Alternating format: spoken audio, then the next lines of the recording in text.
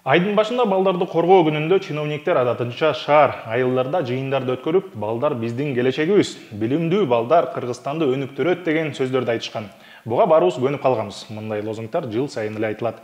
Бирок чынында бөбөктөрүбүз кандай мамиле менен кездешет? Муну биз мектептердин жетишсиздигинен, балдарга каршы зордук-зомбулук статистикасынан байкасак болот. Бүгүн биз ушундай көрүнүштөрдүн бир мисалын көрсөтөбүз. Контейнерден жасалган мектеп сапатсыз курулуш тууралуу биз менен болуңуз. 2019 жылы бул сүрөттөр социалдык тармактарда кеңири тарган. Контейнерде окуп жаткан балдарды көрүп, көптөгөн интернет колдонуучулар чиновниктердин бул ишин катуу сынга алган.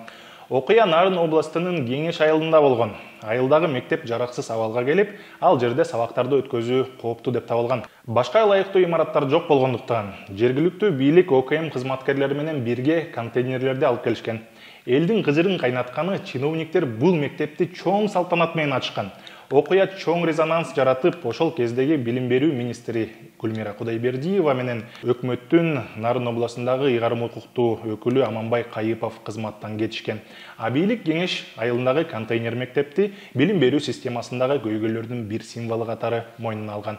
Ошондо Нарындын чиновниктери Кеңеште жаңы мектеп салынат деп ода беришкен. Курулуш ошол жылда шаша-буша башталган. 2020 жылы мурунку президент Сооронбай Жээнбеков курулушка барып текшерип кеткен. Анда Жээнбеков жаңы мектептер заманбап талаптарга жооп бериши керектигин баса белгилеген. Ушул эле билдирүүдө Кеңеш мектеби 2020 жылдын ноябрь айында бүтүрөрү жазылган. Бирок бул объект ал жылы бүткөн эмес. 2021 жылы журналисттер Кеңеш мектеби борбордук эшиксиз салынганын кабарлашкан. Маалыматка ылайык, борбордук кирүү проектте каралган эмес. Ошон үчүн бюджеттен дагы 3 миллион сомго жакын каражат бөлүнгөн. Бул күлкүлүү, анткени проект ишке ашуудан мурун канчалаган экспертизадан өтүшү керек. Бир дагы эксперт муну байкабай алганы таң калтырат. Мектеп 2021 жылдын 28 декабрында ачылган. Баары ордунда салтанаттуу иш-чара, лента кесме, шариктер жана бактылуу окуучулар. Бали, мектеп акыры ачылыптыр десек болмок. Бирок биз жакында эле бул мектепке барып келдик.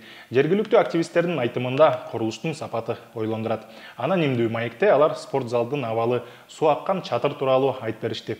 Биз сыртын тартып алганы үлгүрдүк. Өзүңөр көрүп тургандай, мектептин салынганынан жарым жыл өтө элек. Абалы ушундай. Биз бул видеону чыгарганда ар кандай комментарийлер жазылды. Курулушта эмнени түшүнөсүңөр?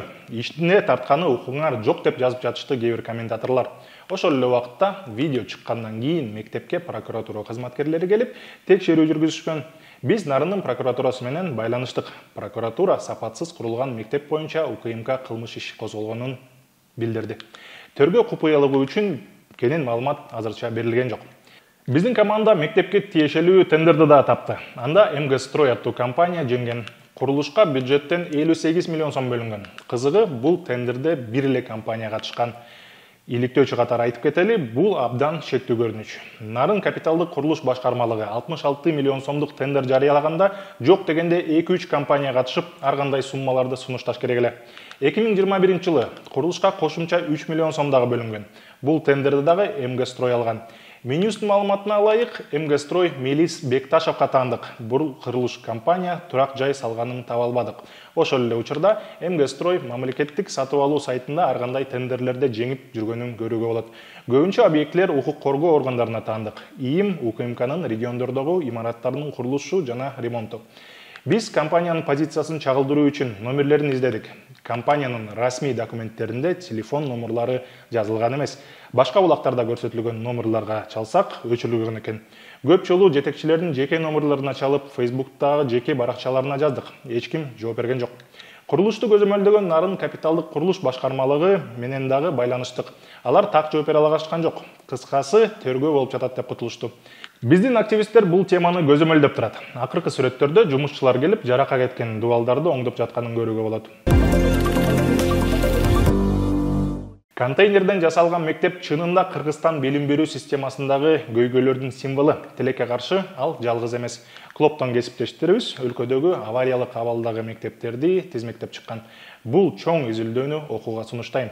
А биз Кеңештеги мектеп боюнча козголгон тергөө иштерин дагы көзөмөлдөп турабыз. Сөзсүз пикириңизди комментарийге жазыңыз, каналга катталыңыз. Көрүшкөнчө.